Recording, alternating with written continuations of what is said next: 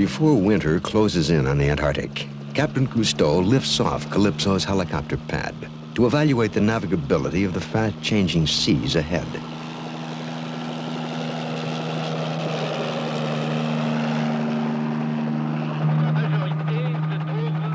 Soon, when the low-skimming sun disappears completely, the seas will freeze solid for hundreds of miles offshore.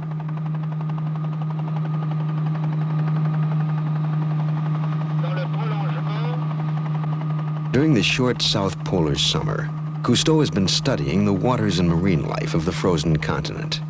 Now he endeavors to prolong his investigations as long as possible, before the drifting pinnacles through which Calypso must travel are imprisoned in impassable pack ice.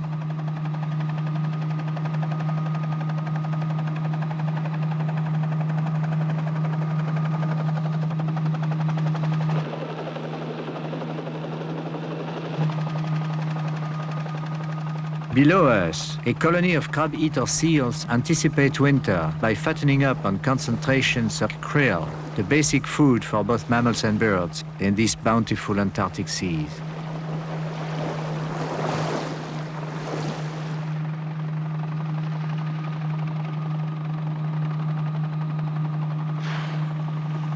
The baleen whales also feed on tons of krill that will be stored as energy in the form of oil and blubber. This reserve will be drawn upon as the whales migrate to warmer but less fertile waters to breed and raise their young.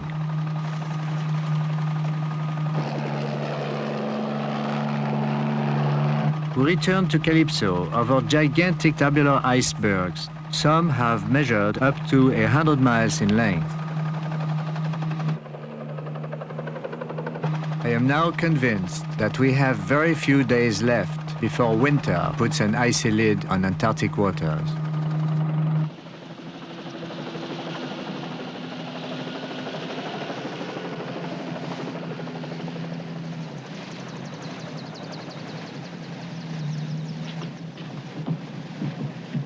The channel northward is still open. The men of Calypso will now attempt to take advantage of fleeting summer days to pursue their investigations in northern waters, which will be the last to become locked in ice.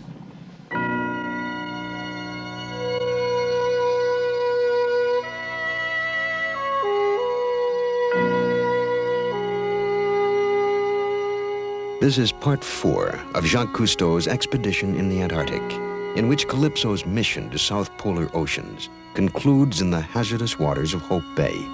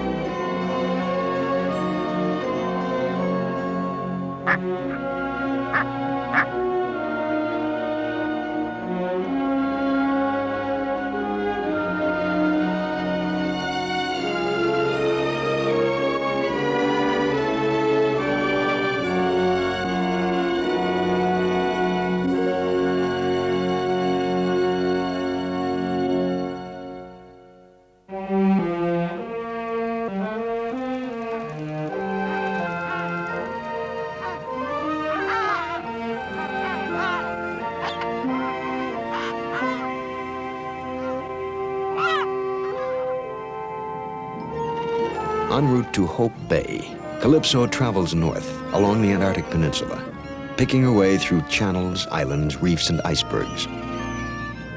With the chill of advancing winter in the air, blue-eyed cormorants feed in the abundant sea and flock for mass migration to warmer waters.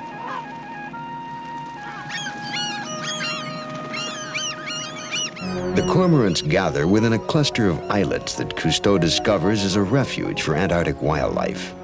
He calls it Port Calypso. Jacques Cousteau leads an expedition to a hidden cove in which helicopter reconnaissance has unexpectedly disclosed a small herd of fur seals. We are happy to find that the regal fur seals, plundered for their glossy, dense pelts to the point of extinction, seem to be making a comeback here.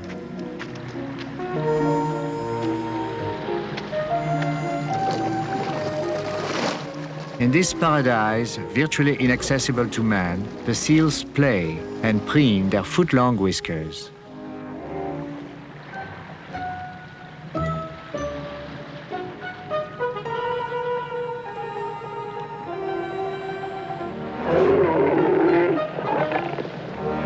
The discovery of the fur seals in their isolated rocky cove will provide a rare opportunity to film the sportive creatures both above and below the water.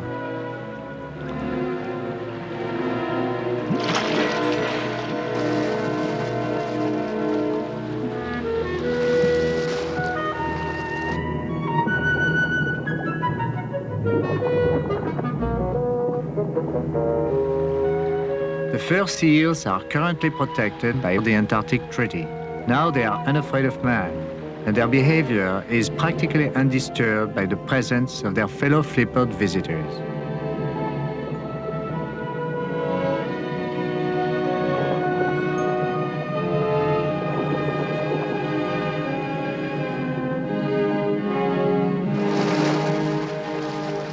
For the fur seals, the sea is not the only arena for fun and games. There is also courtship on the rocks.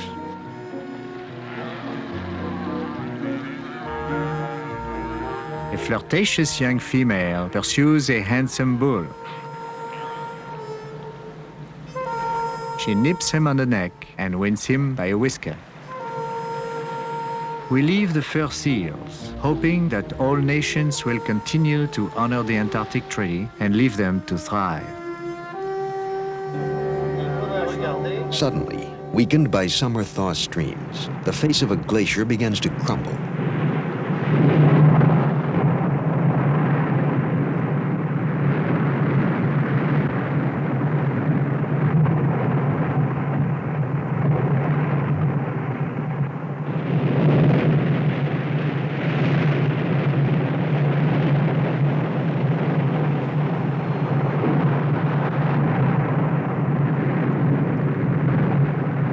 The channel ahead could soon be clogged by these falling mountains of ice.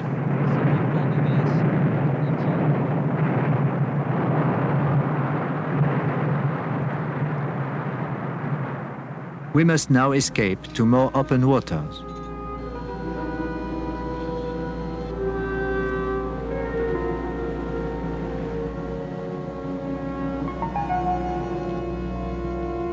In a few minutes, what were clear waters ahead turned into a field of drift ice, pushed toward Calypso by erratic currents.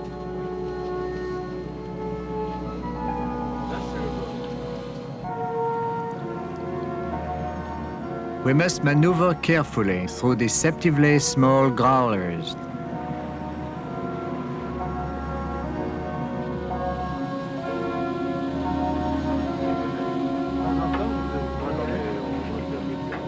Our wooden hull is scraped as we encounter even larger ice blocks.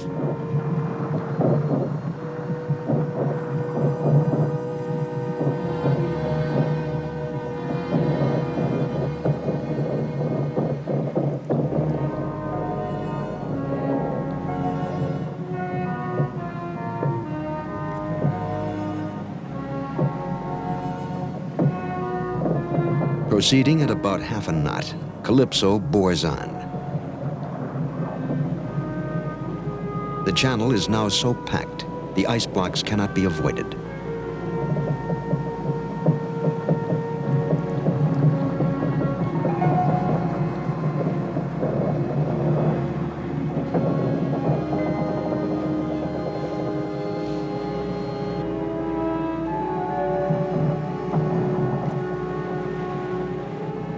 Our strong steel bow pushes an ice block that should not cause much trouble. But it has a protruding ice tongue hidden 5 feet below the water. We hit it.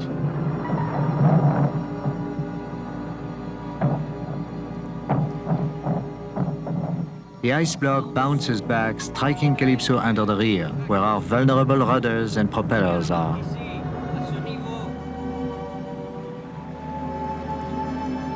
We lower a TV camera to assess the extent of the damage.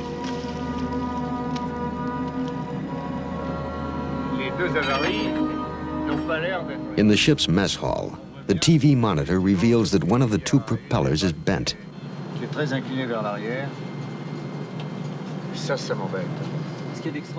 Since one blade is bent backward and another forward, Philippe Cousteau believes the propeller may have been hit by two ice blocks.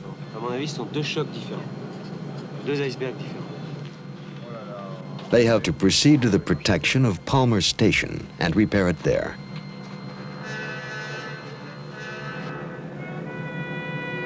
The damaged propeller sets up dangerous vibrations at full speed, so we are obliged to travel at no more than 5 knots.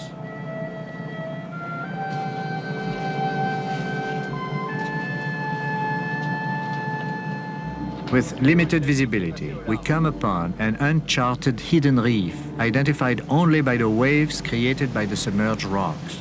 You can trust no map here. We are not much better off than early navigators with their primitive charts.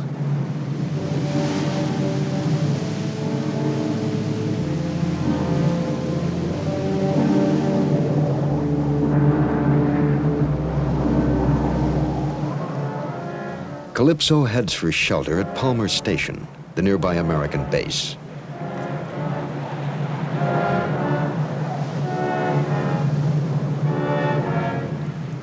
All ships in the area, including Calypso, have been alerted to the plight of a solitary mariner lost for 2 months in Antarctic seas.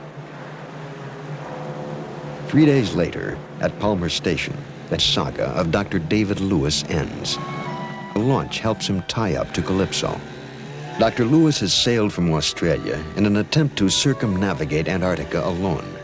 But crashing waves capsized his 32-foot sloop, the Icebird, breaking its mast and knocking out his radio.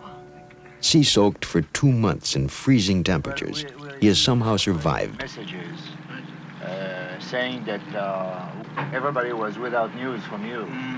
So every ship afloat in this area was alerted and eager to find you. And when did you have your accident to the mast? 2 months, 27th of November. What? You're navigating 2 months with that little thing? 2,500 miles away. I got my fingers frostbitten when the boat turned over. And I had to get the water out. I lost their gloves. How are your fingers now? Much better. Oh, much better. They were just swollen with the nails. And the nails are going to fall off? Or? They will fall in. Yeah.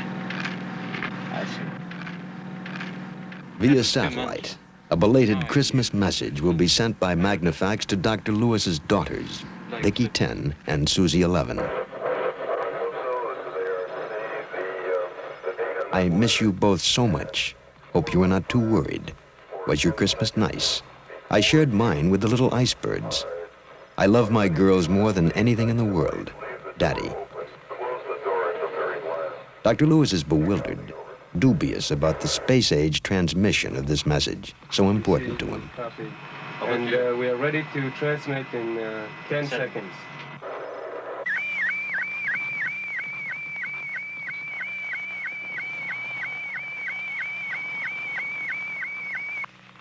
Calypso, this is ARC. We got an excellent copy on this. Very good. We'll send this on. Very interesting about Dr. David Lewis. We'll see you tomorrow at 18:30 hours.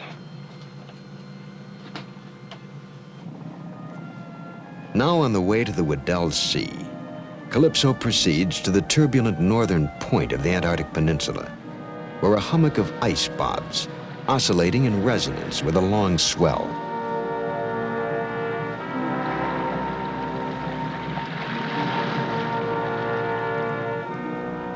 As Calypso turns due east through the narrow passage of the Antarctic Sound, an opening between obstructing icebergs is found.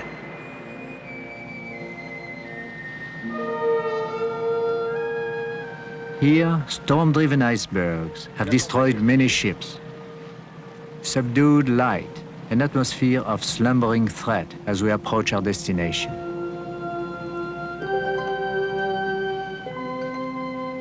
The gateway to the now placid Weddell Sea. The Argentinians ruefully called it Esperanza, Hope Bay.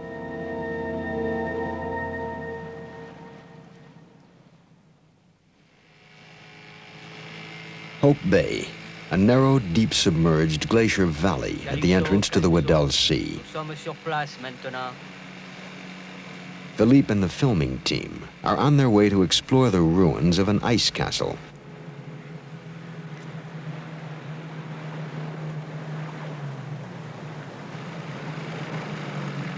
The stranded iceberg is in a state of disintegration. Fierce winds and deep swells have created a confusion of crags and cored-out caves, which the divers will explore.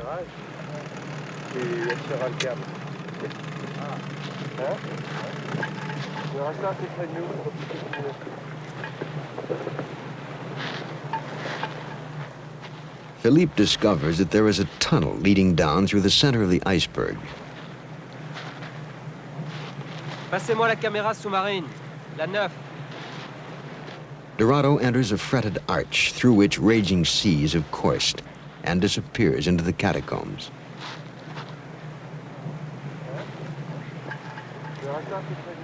Then he reappears through another opening in the honeycombed ice.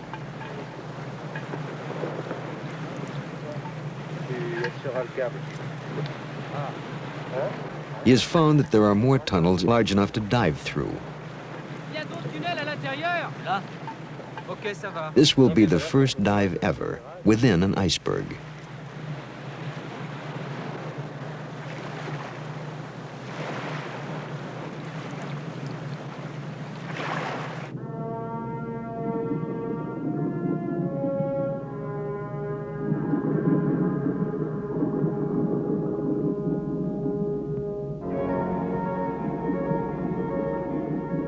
Within the ice castle's dark dungeon, a tunnel leads the divers beneath the stranded iceberg.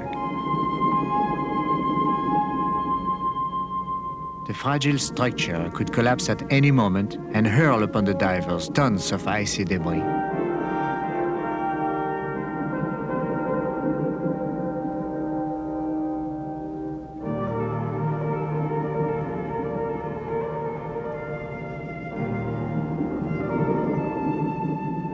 The divers enter a maze of dazzling reflections and inviting passages.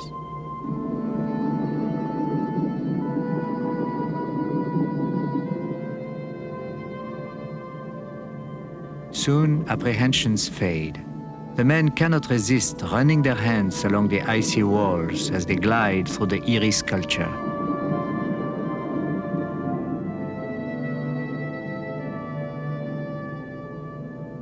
Their lights penetrate deep into the clear ice and reveal intimate secrets of the iceberg's past. Every storm, every winter and summer of the last 500,000 years, when the berg was part of a glacier, is etched in the now slowly melting crystal.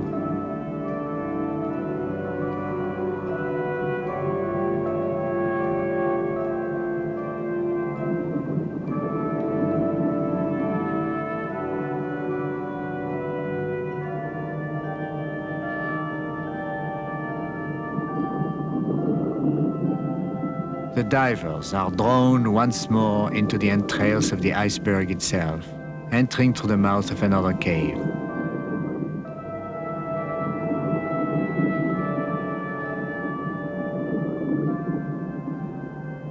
They find themselves within a crystal cell.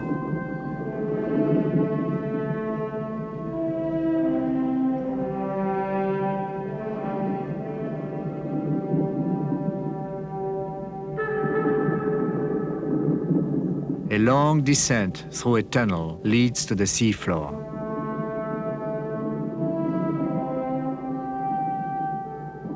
Now they prudently regroup to ascend together along the exterior of the ravaged iceberg.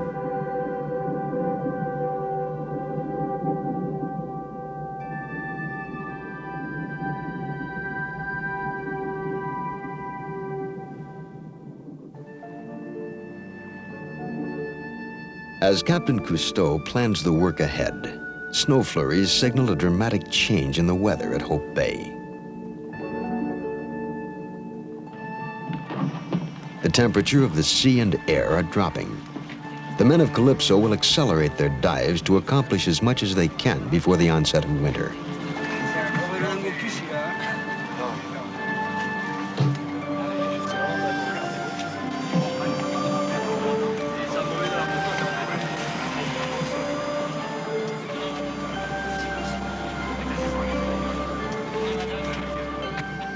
Time out, as the first real snowfall makes boys out of men.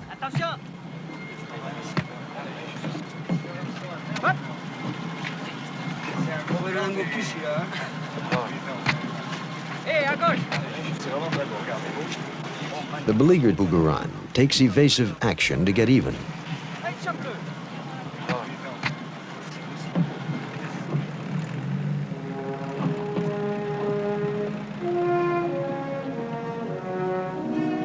February in the Antarctic, the end of the brief South Polar summer, and soon the beginning of 9 months of winter.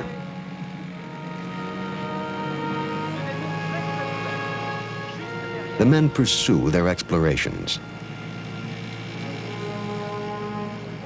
They do not suspect that this first snow of winter will soon turn into a fateful, raging blizzard at Hope Bay.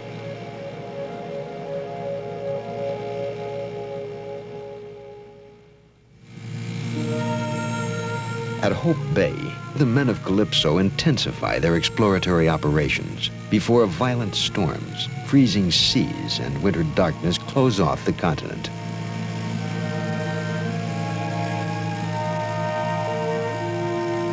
Penguins are gathering at the edge of the sea because of the abrupt change of weather.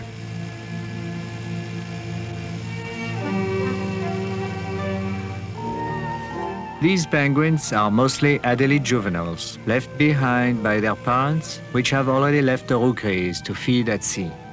The adolescent offspring must soon migrate from the sterile shores to the ice floes, so that they too can find food in the sea during the long winter months ahead.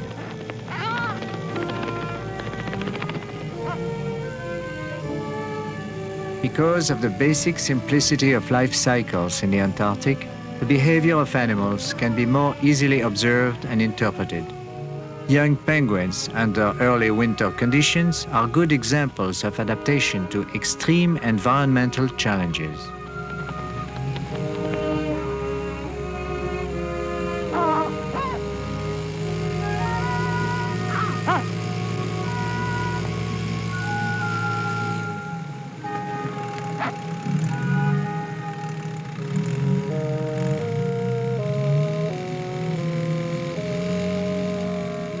The bay is in the process of freezing. Some of the penguins have already settled on ice floes. The juveniles will stay at sea for 4 years, feeding underwater, using the floes as rafts. Then when they mature, they will return to the exact rookery of their birth to breed. Stimulated by the coming of winter, the penguins catch fat flakes of gently falling snow.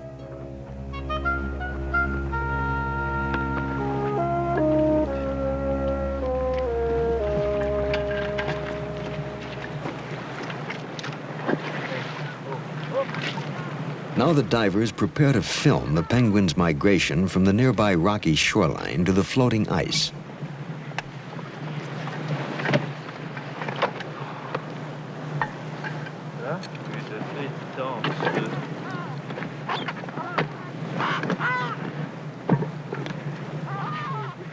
Our divers wear completely watertight, dry suits that are inflated to provide insulation in the frigid water.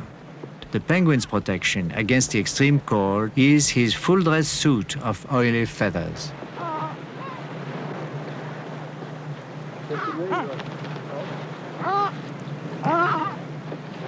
Physiologists are studying human adaptation to South Polar stresses. Much has been learned from the warm-blooded penguins, who can frolic for hours in freezing seas that would in minutes kill an unprotected man.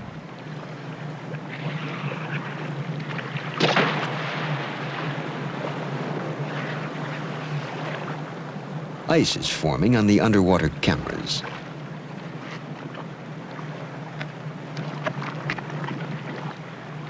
Philippe will film for as long as he is able.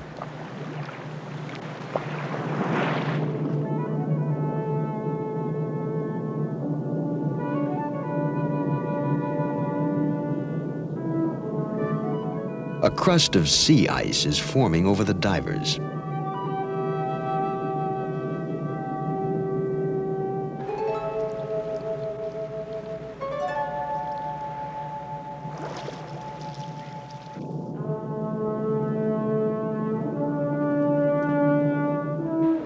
As the weather worsens along the shoreline, a young penguin triggers a general migration to the security of the ice floes.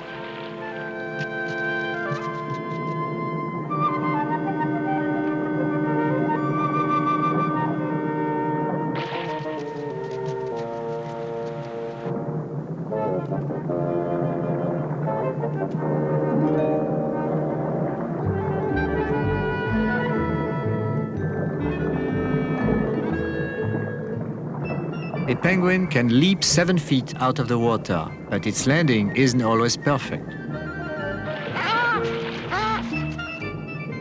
They continue to come in bursts of speed up to 30 miles an hour.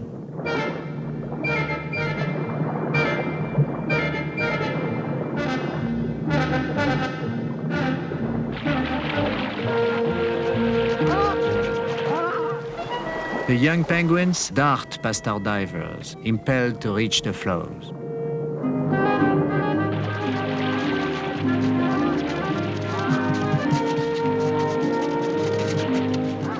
A late comer settles in with his fellow apprentice sailors.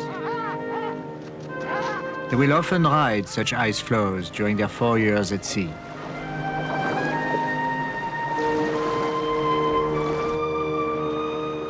The snow is still falling when Philippe terminates the dive.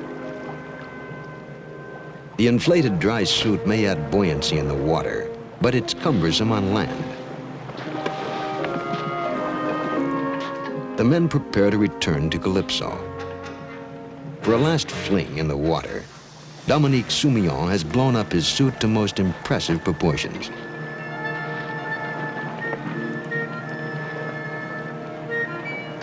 Philippe is not to be outdone.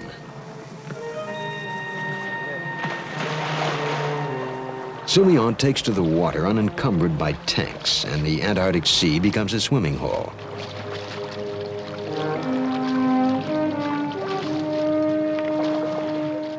Like an inflated bullfrog, Philippe follows.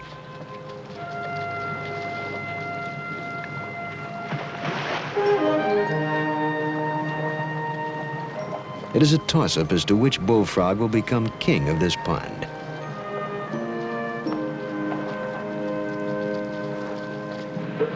Aboard Calypso, via satellites, Cousteau is in contact with NASA.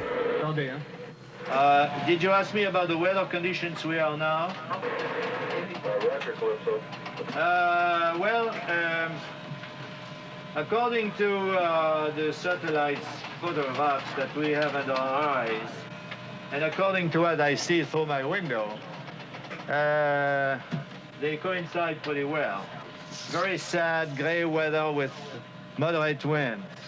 And now we are beginning to have a growing sea, and there is a fairly strong depression coming from the west, and that is probably going to hit us tomorrow. Cutting an open lane through the slushy sea, the divers return to Calypso as the snow continues to fall.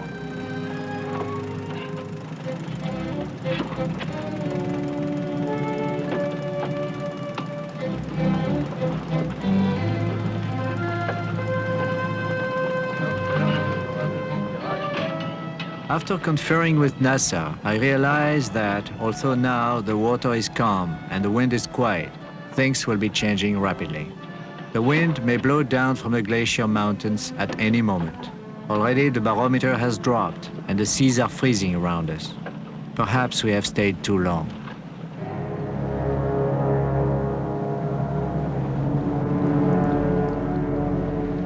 Cousteau must hurry from the storm area. But Calypso is on a long anchor, and before it can be raised, a fierce wind hits Hope Bay.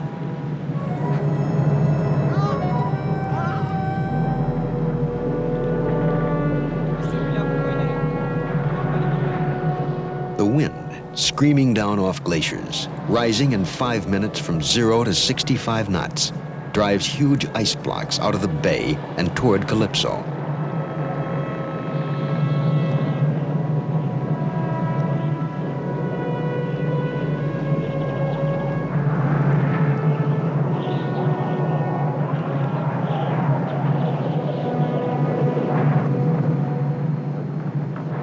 A jagged ice block is on a collision course with Calypso. A sickening shudder tells us we are hit. Another large ice mass, many times the weight of our ship, slams into our stern. A cavalry of ice boulders scrape along our double-planked wooden hull.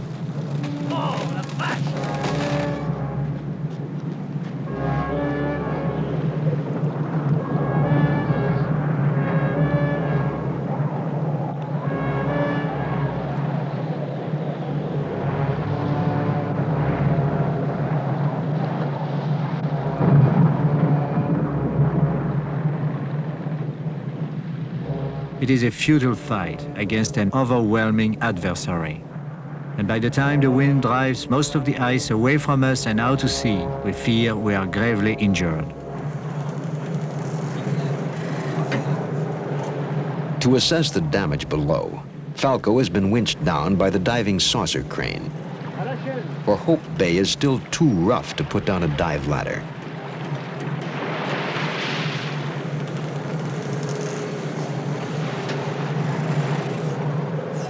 Falco, having examined the rudders and propellers, is winched up in a bosun's chair.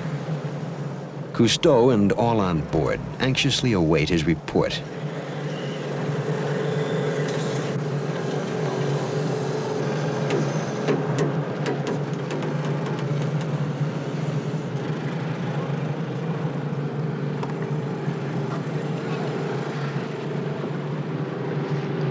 C'est cassé.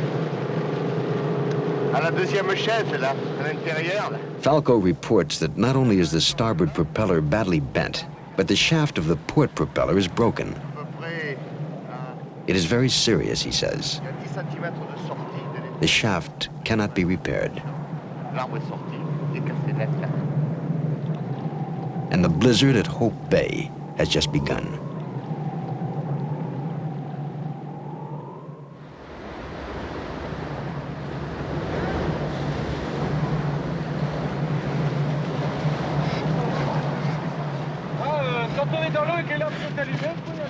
Jacques Cousteau leads an emergency dive beneath the stern of injured Calypso. The seas of Hope Bay are still turbulent. The men chance a dive ladder for their descent.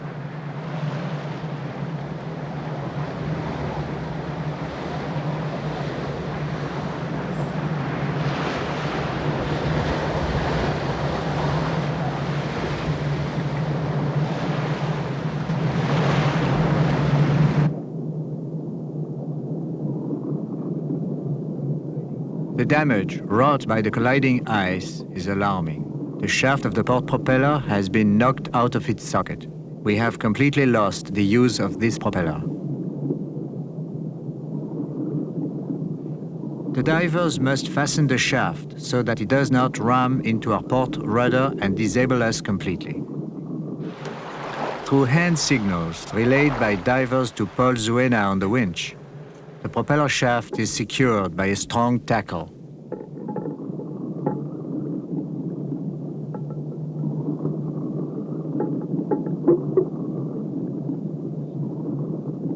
Although the starboard propeller has also been damaged, the divers dare not tarry to attempt to repair it. The barometer is going down, and the blizzard at Hope Bay worsening. Calypso must lift anchor.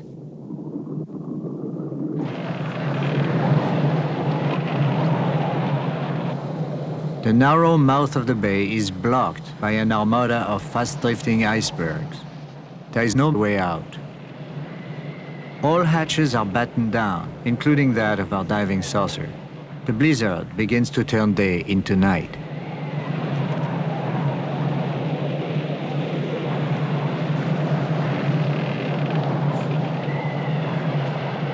We would be lost without radar. With visibility zero in waters too deep to anchor, I am obliged to circle my ship slowly in a bay 500 yards wide.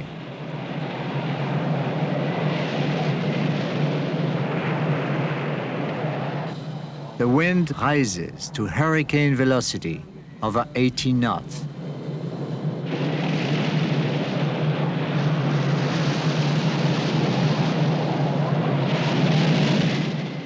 Calypso is covered with freezing spray.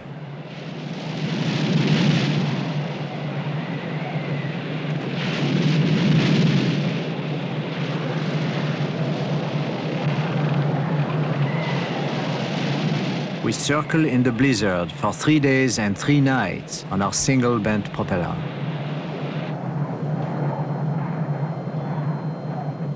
Finally, venturing into the sky, a seabird. At last, the storm is abating.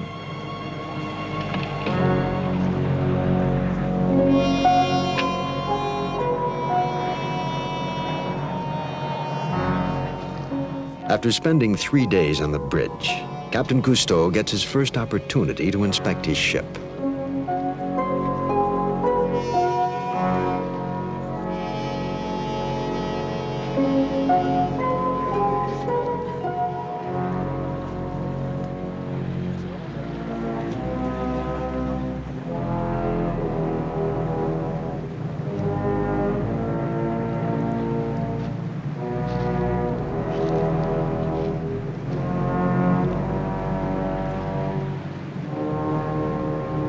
We estimate that Calypso is burdened with at least 30 tons of ice. That makes her top heavy. She is not so far from capsizing, especially if the wind and sea rise against her again.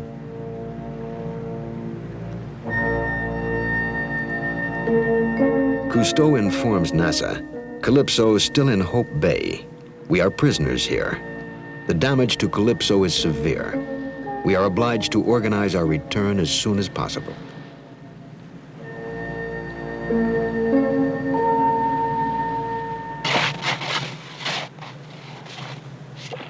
Calypso digs out.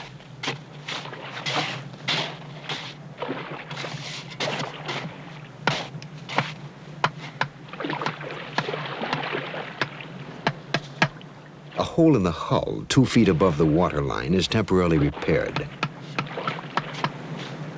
The anchor chains are freed.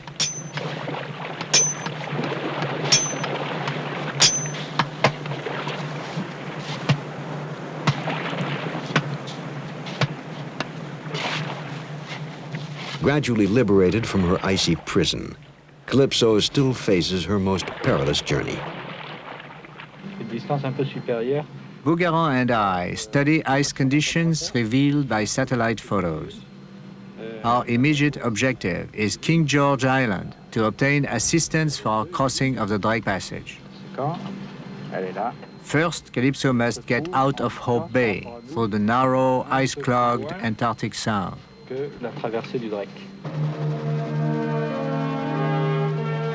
Our reconnaissance helicopter goes ahead to show us the way out. It is to lead us through the ice toward the low sun over the sea.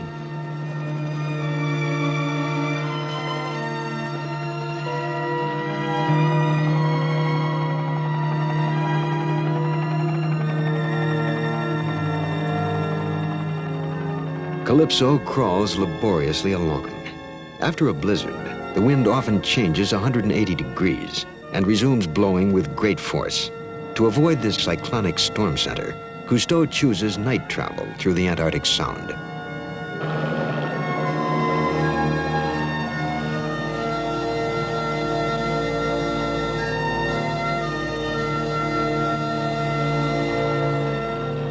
The helicopter returns to lead them through the obstruction immediately ahead.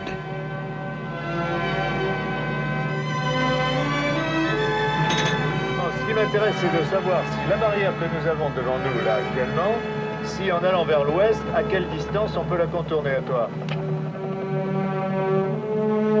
Calypso, pursued by winter, is led by the helicopter to the ice-free waters that lead to King George Island.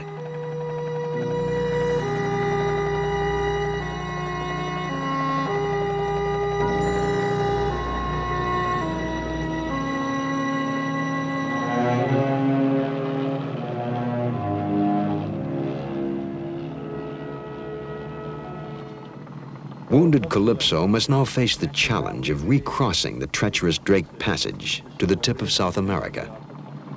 Il y en a une par ici. Plus loin. Bon, café Bougaran. Allô, Bougaran de Calypso. Bougaran By de radio, Calypso. Cousteau confers with Bougaran, Calypso's skipper, who has gone to the Chilean station at King George for meteorological information before they attempt the crossing. Ah, bon, très bien. Alors, Bougaran reports they should sail immediately. An unusual lull between storms may be expected in the Drake Passage, in which there is normally a storm every 3 days. Cousteau states that this information is confirmed by photos from American satellites. It will take disabled Calypso 4.5 days to cross. Cousteau must take advantage of the opportunity right away. A Chilean gunboat will accompany them. They will go. Ok, bon, eh bien on va lancer les moteurs alors. Calypso begins her journey across the Drake Passage. Out of the early morning mist, her Chilean escort, the Yelcho, appears. Growling along at 5 knots on her single bent propeller, Calypso enters the waters feared by seamen as the roughest in the world.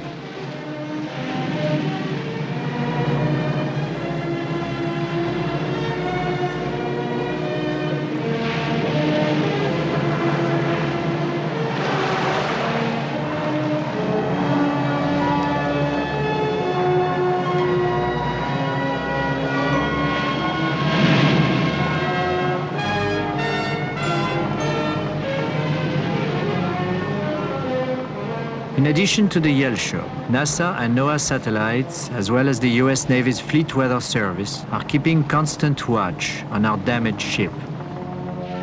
If our vibrating propeller shaft should break, leaving our ship dead in the water during the next storm, we would need the Yelcho to tow us to safety.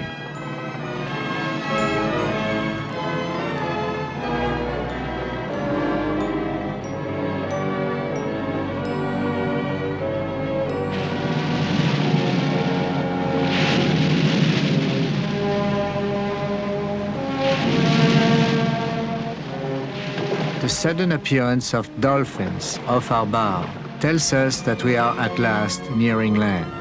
The traditional friends of the sailor have joined our escort.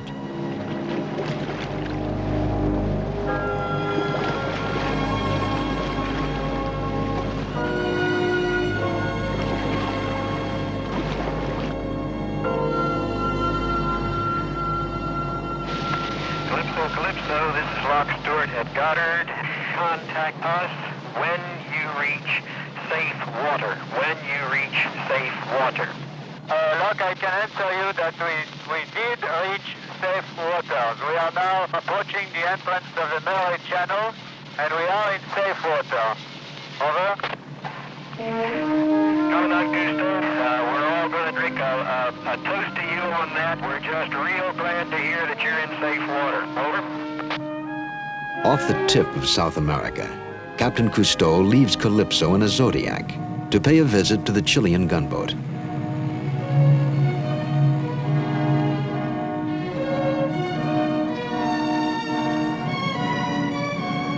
To the Chileans from the French oceanographer, it is a warm salute to the hands across the sea spirit, which transcends all national barriers.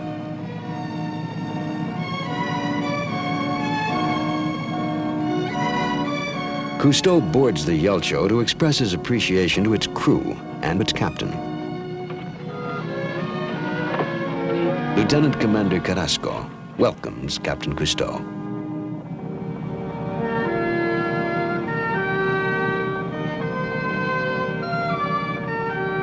After repairs, Calypso will soon be on her way home.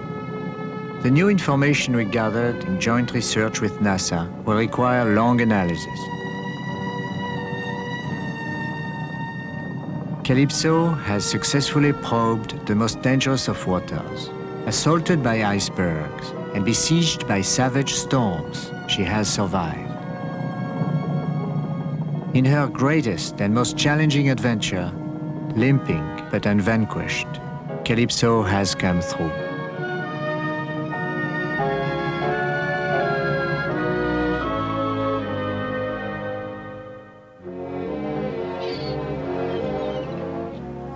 On board Calypso, we had come to Antarctic oceans for the first full-scale diving expedition there. With dry suits, diving saucer, and helicopter, we spent hundreds of hours observing and filming animal behavior from the surface down to 1,000 feet. We studied the productivity of these frigid seas and were distressed to find few living whales due to centuries of indiscriminate slaughter.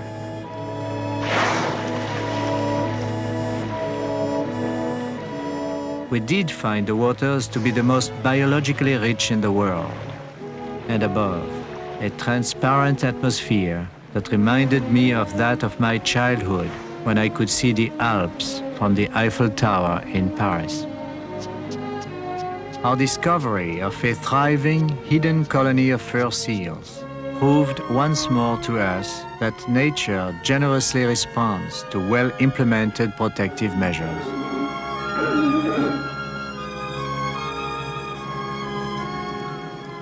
Our constant companions were the penguins.